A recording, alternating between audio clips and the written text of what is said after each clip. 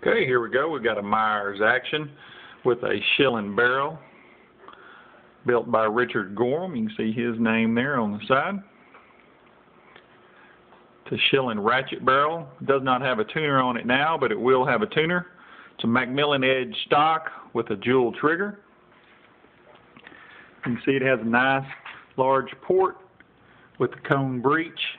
It's standard protocol for what Richard does.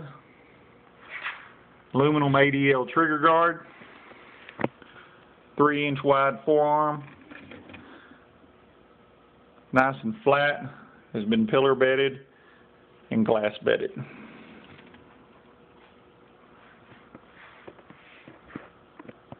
I'll turn it around here so you can see from the other side.